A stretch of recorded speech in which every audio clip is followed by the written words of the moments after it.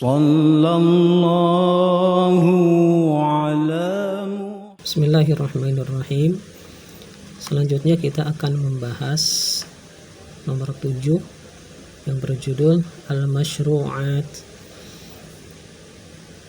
Beberapa hal yang disyariatkan. Tentu saja yang dimaksud yang disyariatkan, hukum-hukum Islam yang disyariatkan pada tahun kedua hijrah, karena kita masih membahas pembahasan ya kejadian atau peristiwa yang terjadi pada as-sanah ats-tsaniyah minal hijrah, tahun kedua hijrah. Dan al-masyru'at ini, beberapa hukum yang disyariatkan dalam Islam ini disyariatkannya pada tahun kedua hijrah. Yang pertama, tahwilul qiblah, pemindahan kiblat. Yang kedua, shaumu Ramadan, puasa Ramadan. Yang ketiga, zakatul fitri, zakat fitrah. Yang keempat, zakatul mal, zakat harta. Kemudian yang kelima, sholatul idain, sholat dua id, yaitu sholat idul fitri dan idul adha. Yang pertama, fis sanatits tsaniyati minal hijrah, pada tahun yang kedua dari hijrah, tahawwalat al-qiblatu, berpindah al-qiblatu, kiblat, min baitil maqdisi ilal ka'bati, dari Baitul Maqdis ke Ka'bah. Pada tahun kedua ini disyariatkan pemindahan arah kiblat, yang tadinya dari Baitul Maqdis, kalau sholat itu menghadap ke Baitul Maqdis yang ada di Palestina, Al-Quds, atau sekarang disebut Al-Quds, Baitul Maqdis, berpindah ke arah kiblat. Ba'da an dhalla al-muslimuna, setelah umat Islam yastaqbiluna, mereka menghadap Baitul Maqdisi, ke Baitul Maqdis, sittata asyara syahran, selama 16 bulan. Jadi awalnya umat Islam itu ketika sholat mereka menghadap ke arah Baitul Maqdis, ke Palestina. Kemudian Rasulullah Shallallahu Alaihi Wasallam, sebagaimana yang diceritakan dalam Al-Quran, beliau meminta kepada Allah agar kiblat itu diarahkan, dipindahkan ke Ka'bah yang ada di Mekah. Kemudian Allah mengabulkan permintaan Rasulullah Shallallahu Alaihi Wasallam, sehingga kemudian arah kiblat dipindahkan ke arah Ka'bah yang ada di Mekah. Dan itu terjadi pada fis sanatits tsaniyah minal hijrah, tahun kedua dari hijrah. Yang berikutnya, yang kedua, wa fi syahri sya'ban aujaballahu shauma Ramadan 'alal muslimin. Wa fi syahri sya'ban, dan pada bulan Sya'ban, aujaba, mewajibkan Allah shauma Ramadan, puasa Ramadan, 'alal muslimin, kepada umat Islam. Berarti puasa Ramadan ini diwajibkan oleh Allah pada tahun kedua hijrah, tepatnya pada bulan Sya'ban. Liyadzuqa as-shaimu syiddatal ju'i wal 'atashi, liyadzuqa, supaya bisa merasakan, as-shaimu, orang yang berpuasa, syiddatal ju'i wal 'atashi, beratnya rasa lapar dan dahaga. Ini hikmah dari melaksanakan puasa Ramadan. Orang yang berpuasa itu bisa merasakan beratnya rasa lapar dan dahaga. Kemudian akibatnya, atau akibat apa? Hikmahnya juga, karena merasakan lapar dan dahaga itu, fatalina nafsuhu, fatalina, lalu kemudian menjadi lembut, nafsuhu, jiwanya, hatinya. Hati seseorang, jiwa seseorang, orang yang melakukan puasa, orang yang berpuasa itu ketika berpuasa karena Allah Subhanahu wa Ta'ala, perut kosong, lapar, dahaga, tentu saja puasa bukan hanya sekadar melaksanakan puasa untuk sekadar menahan lapar dan dahaga saja, ditambah dengan ketentuan-ketentuan yang lain, menjaga dari perbuatan-perbuatan yang buruk, kata-kata yang tidak baik, dan apa-apa yang Allah perintahkan bagi orang yang berpuasa, bukan hanya menahan lapar dan dahaga saja. Dan itu akan berakibat menjadikan nafsu, jiwa, hati menjadi lembut. Wa yatahadzabu khuluquhu, dan menjadi terdidik khuluquhu, akhlaknya. Akhlak pun menjadi baik, hati lembut, jiwa lembut, ya. Itu hikmah dari pelaksanaan puasa Ramadan dan puasa sunnah juga, puasa yang lain selain di bulan Ramadan. Fayashula alaihi badlus sadaqat. Kemudian hikmah yang lain juga, bagi orang yang berpuasa itu akan mudah untuk bersedekah, akan mudah untuk memberi, akan mudah untuk berbagi. Hikmah dari pelaksanaan puasa, orang yang berpuasa akan seperti itu. Sebagaimana kita rasakan di bulan Ramadan, saling berbagi makanan berbuka, ya. Kemudian banyak orang yang bersedekah, berbagi, saling memberi. Itu ketika di bulan Ramadan. Kemudian yang ketiga, wa fiha aujaballahu zakatal fitri. Wa fiha, dan pada tahun kedua hijrah, aujaba, mewajibkan, Allah zakatal fitri, zakat fitrah. Pada tahun kedua hijrah juga Allah mewajibkan, Allah memerintahkan kewajiban untuk mengeluarkan zakat fitrah.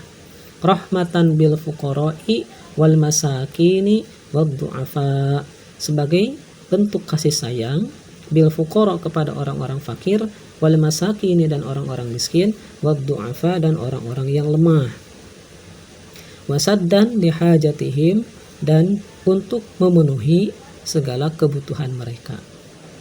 Zakat fitrah hikmah juga, ya. Hikmahnya tadi satu lagi, walidakhalis sururi alaihim, dan untuk memberikan rasa bahagia kepada mereka, orang-orang yang menerima zakat fitrah, atau yang disebut dengan mustahik, ya, orang-orang yang berhak untuk mendapatkan zakat fitrah. Hikmahnya tadi itu untuk memenuhi kebutuhan mereka, karena namanya orang-orang fakir, orang miskin, beras 1 liter 2 liter itu adalah sesuatu yang sangat dibutuhkan bagi keluarga mereka untuk makanan sehari-hari, ya, sangat dibutuhkan sekali. Yang keempat, wa fiha aujaba zakatal amwali.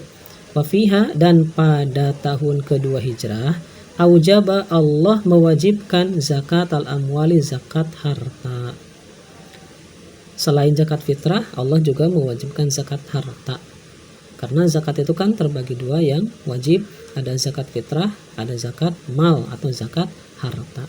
Kalau zakat fitrah itu ditunaikan, dikeluarkan setiap bulan Ramadan. Mulai masuk bulan Ramadan sudah bisa mengeluarkan zakat fitrah.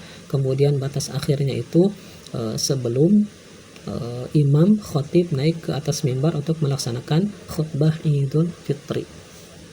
Yang kedua, zakat harta.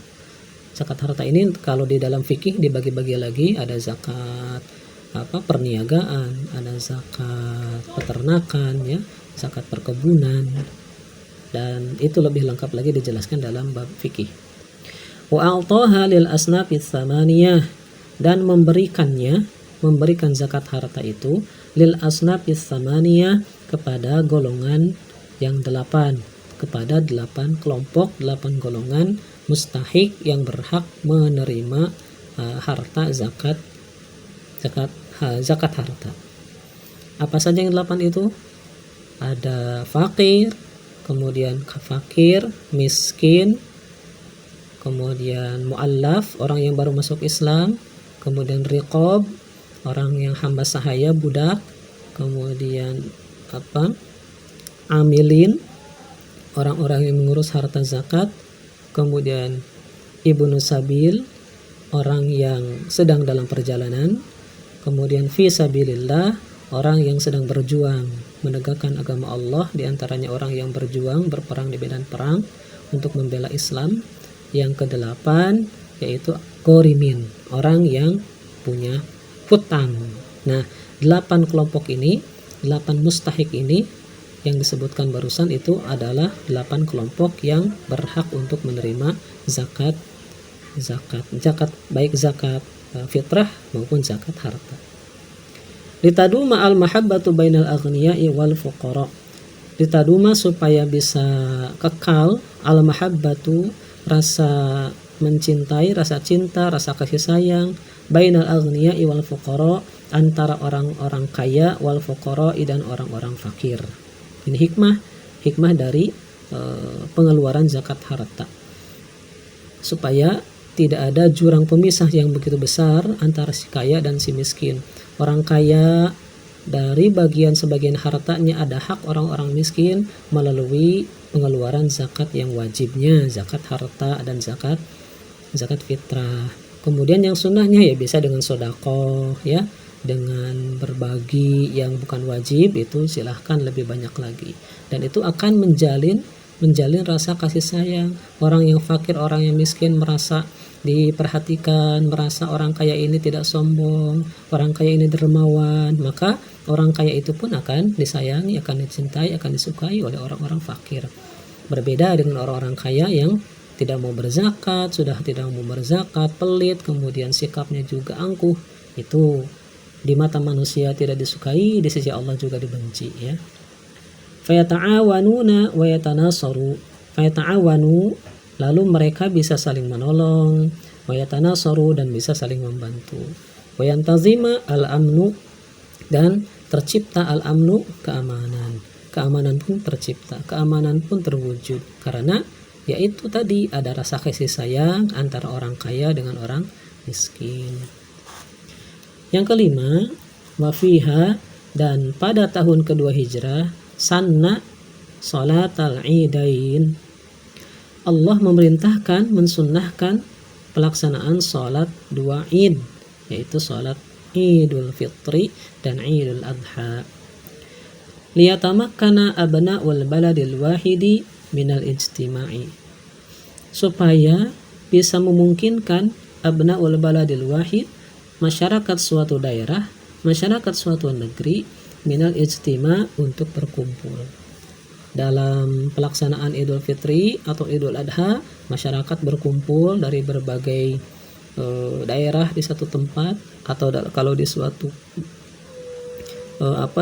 satu desa di lapangan, biasanya lapangan tertentu, atau di masjid besar, di mana itu merupakan momen yang langka semua orang berkumpul untuk pelaksanaan sholat Idul Fitri dan Idul Adha.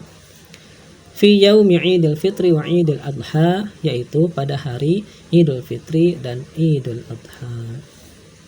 Itu 5 poin yang dibahas, hal-hal yang disyariatkan pada tahun kedua hijrah.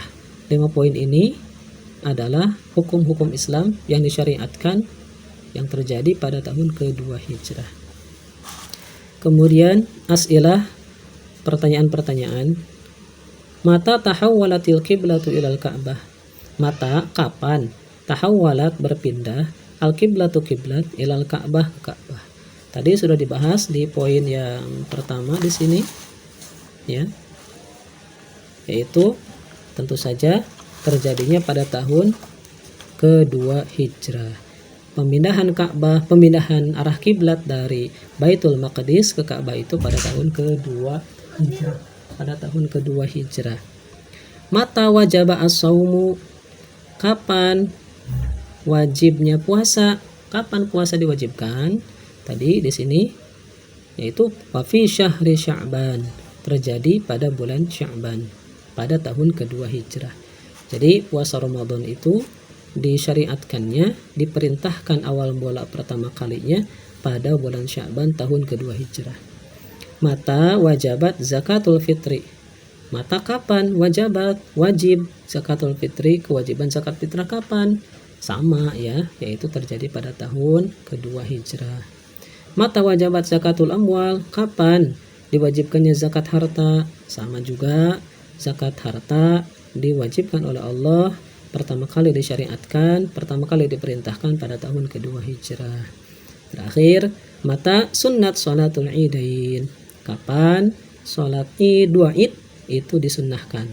Kapan Allah memerintahkan pelaksanaan sholat sunnah dua id, Idul Fitri dan Idul Adha? Sama, yaitu pada tahun kedua hijrah. Demikian itu pembahasan untuk Al-Masyru'at nomor 7 dari buku kecil yang berjudul Khulasah Nurul Yakin, Khulasatul Nuril Yakin. Mudah-mudahan bermanfaat.